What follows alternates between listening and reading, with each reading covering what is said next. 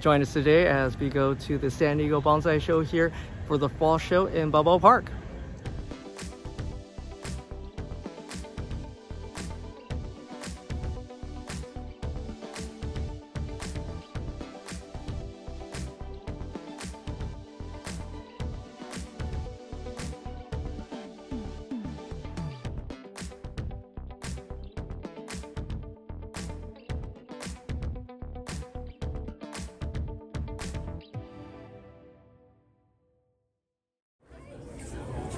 So we have a Chinese elm. I think you've seen this tree before here. Really nice tree. I do appreciate the deadwood, which you really don't see in deciduous trees. You can look at that deadwood up close. Really unusual. Really hard to keep deadwoods on deciduous trees alive just because they decorate really well. But that's awesome. That's a really cool pot too. Here's a really classic hornbeam. Really nice, informal.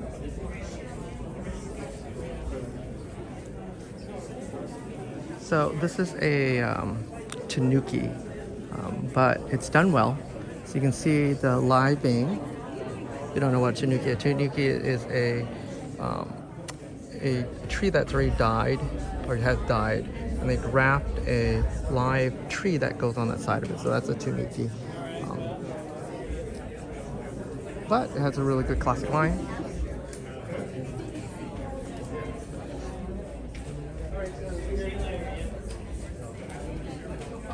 Here is a enclave of some, looks like some bicuses in a grouping. Looks like all Burt JBI are an olive. They're olives, so really cool, very well scaled trees to pot to stands. I really enjoyed this one. I think it's a myrtleus, the one that was dug up from the 100. That looks like that variety. Really cool, really small, compact leaves. I do like that stand. Whoever made that stand, that's awesome. Look how cool that root stand is. Get some detail shots of it. Really cool whoever made it. Took some time. Let me turn around here.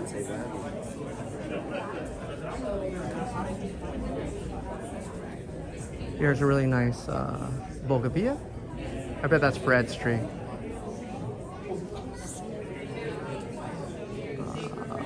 He probably defoliated. You can see the flowers coming out already. It's something that Pedro Morales said, if you want a tree to flower, if you want a tree to flower for a show, about 2 weeks, defoliate, beat the crap out of it, and so it.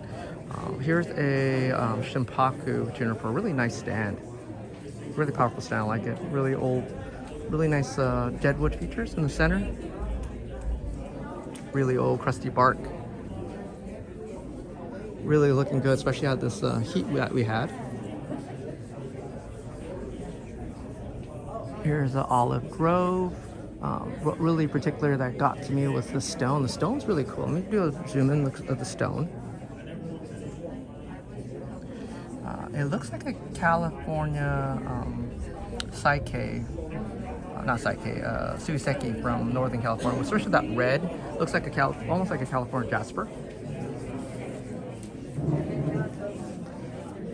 Alright, so this tree got me for a bit. I looked at it from far, I'm like, I didn't understand the variety. So this is a Chicante cypress. So talking to Fred, this is a native tree to like northern Mexico. It lends itself to almost a formal upright just because of the branch structure. After talking to Fred, I was like, it does lend itself to a really easy formal upright. If you're looking for a tree that's kind of for you. Come back to the Shohin. Shohin's actually pretty good. Here's another Shohin on this side. That looks like a 7-point display. What really got me was this olive grove. This olive grove is really cute. Really composed, scale-wise perfect. So I got kudos to whoever did that tree.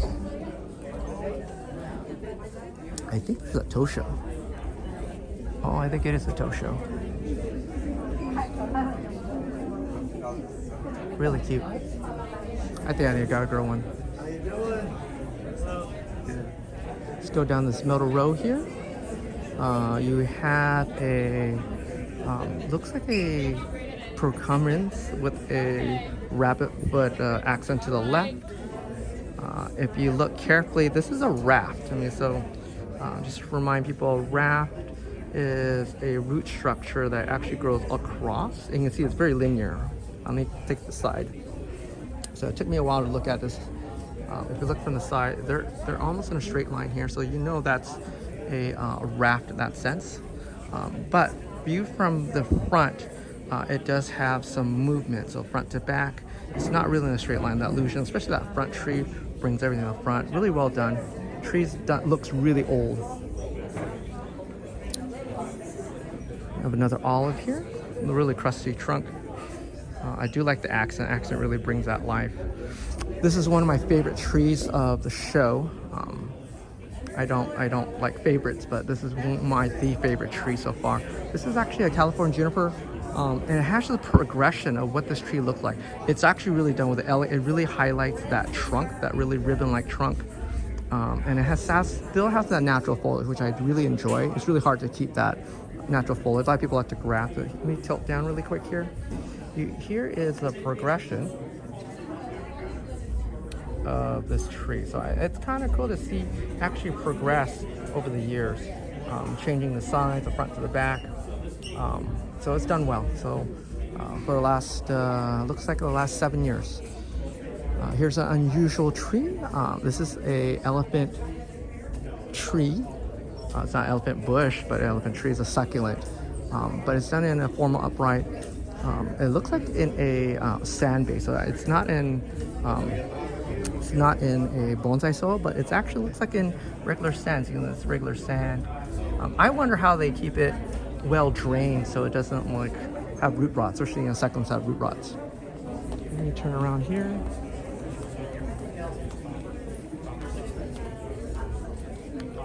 So you have this display with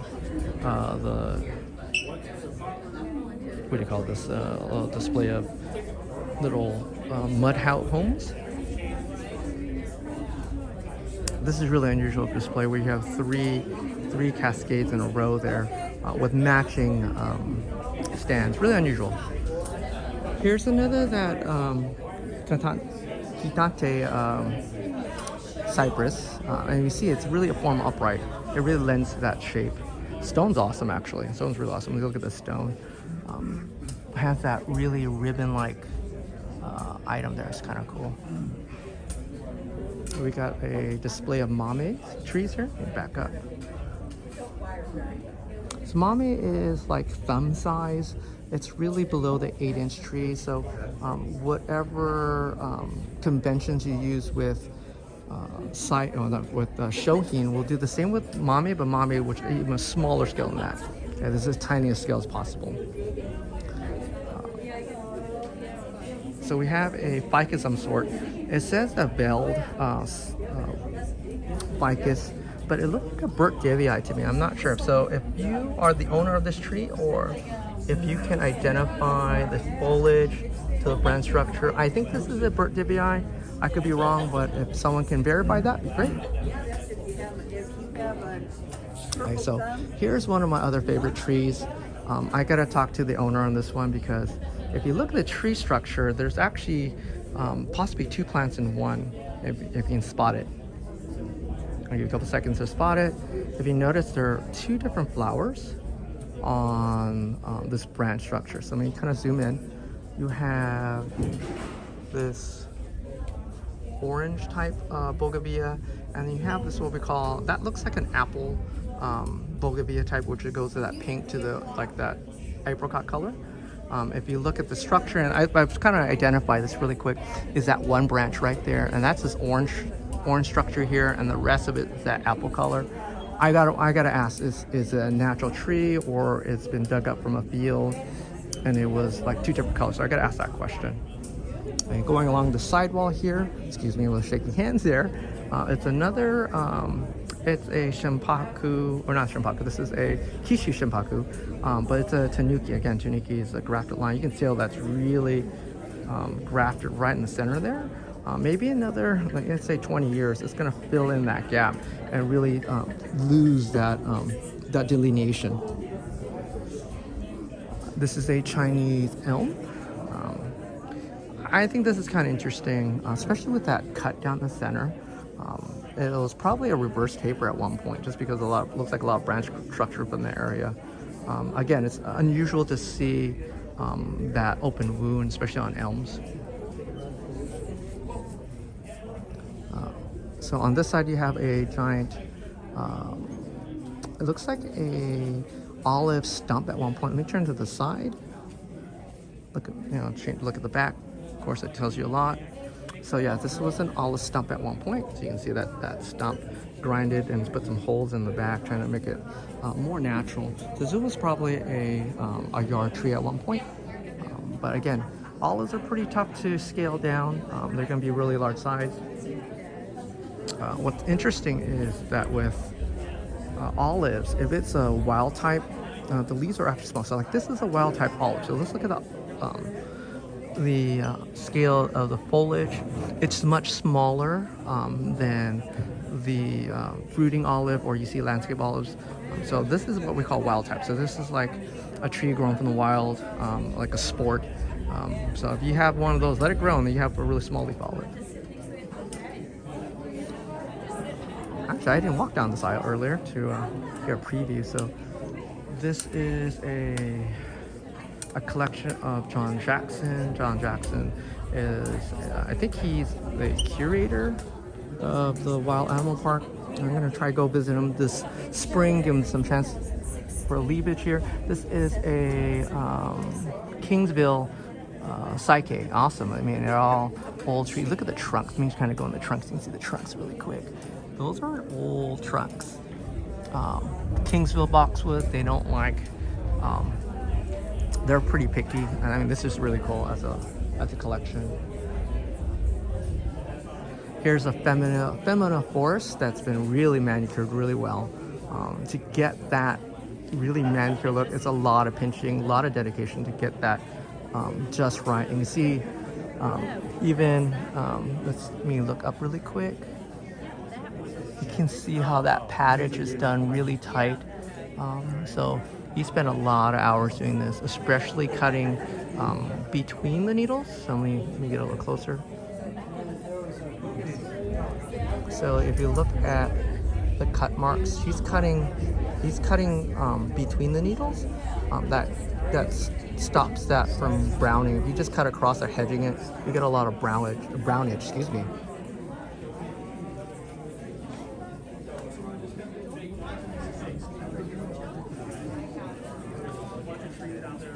Here's a massive olive forest. It's really cool.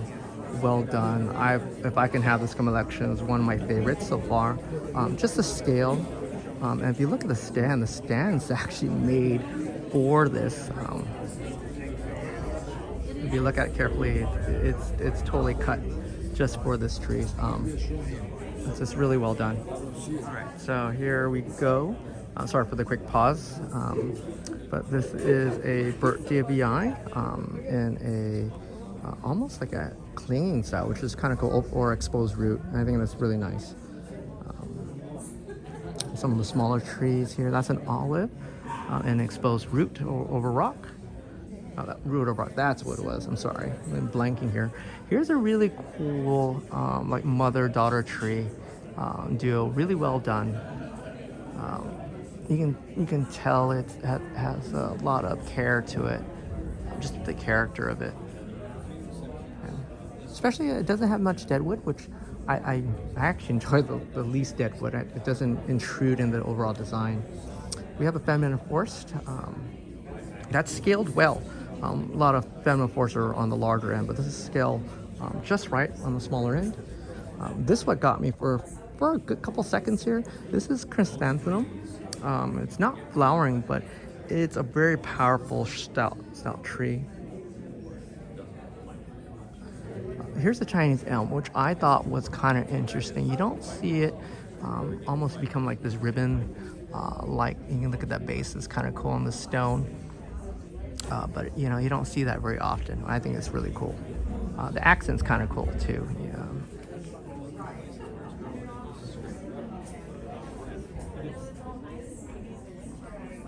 Let me kind of bypass these people here. We turn around. Here's a lovely cascade. It's just well done. I like that one. Here's unusual. You don't see this very often.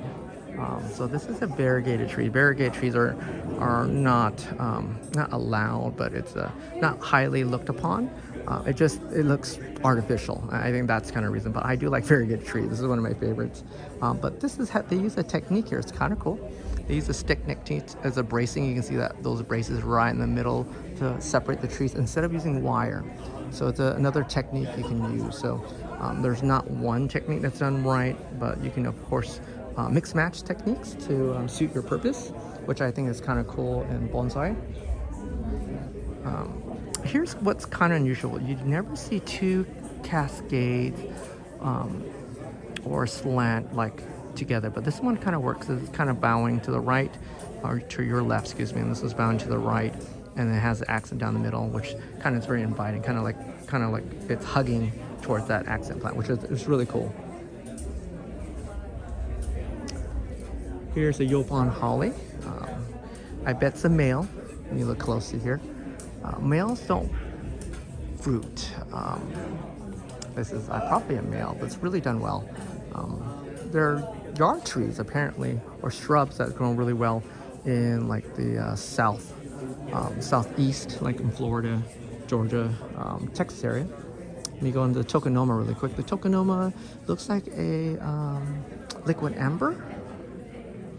And you can tell it's already showing its fall color. Let me look really closely. Okay, we're getting, especially the 100-degree heat, we're getting that really cool morning. So we're gonna get that lovely color change. Especially in San Diego, I bet they get that lovely that color change here. Here's another tanuki, which is a really old deadwood. Again, you can tell that deadwood by the not that natural weathering, the alligator, the cracking. You really can't do that with a human hand. You can actually do that with a human hand, which would be the stripping the bark and then kind of sanding it down. But you really can't get that natural barkage. I think we've seen this tree before. I can't confirm or deny. But it looks like it changed again from the last time we came from spring. I'm not sure, but if you're the owner of this tree and you're watching this video, if you can confirm this is the same tree that was displayed in spring at the show, please put that in a comment. But it looks like I've seen this tree before, but it's done well. I love one of my favorite trees. Here is a, I don't know what you call it. It's not shohin, so that tree is a little larger than shohin. But it's done well, I think. The stand's done pretty cool. And then you got two other trees here. Let me kind of get some guests over there. So you got a big femina. That's a ginormous femina there. So you got a giant femina here with a hollow down the center. Let me get the quick hollow down the center. I mean, that's a statement piece to say I have a hole in the center of my tree. And it looks like it's been burnt. I'm not sure the technique they used to do that center, but it's very different. Different, you know, all trees are gonna be a little different, especially how they handled some of those dead branches. Kind of look like realistic trees here. And then the last tree here, I'm sorry, we can get a big view here. It's a shampaku that may have been grafted at one point. I'm sorry, back up there. So I think it's been grafted at one point. But I do love that dead feature right down the middle here. Let me go to the sales area really quick if you want to check what they have here. Unfortunately, this is a Sunday. Their show ends today, if I remember, at 4 o'clock. By the time I post this, it'll probably be like around 2 o'clock. So show will be mostly done by here. But if you're down here and you have some photos you want to share, it'd be great. If you're looking for a princess persimmon, here's one for $4.75. You know it's a female, and it has an opal. This is actually a big opal. A couple of things. And you got some porcelain berry if you're looking for that. There's one stand that's really awesome over here.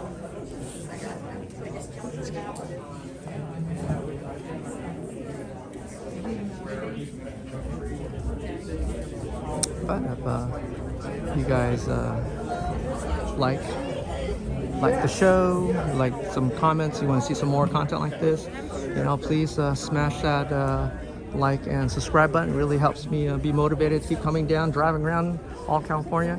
I think the next one I'll be doing would be the show for the Chino Bonsai Club in about October 1st and 2nd. If you like, I'll talk to you guys later. Bye-bye.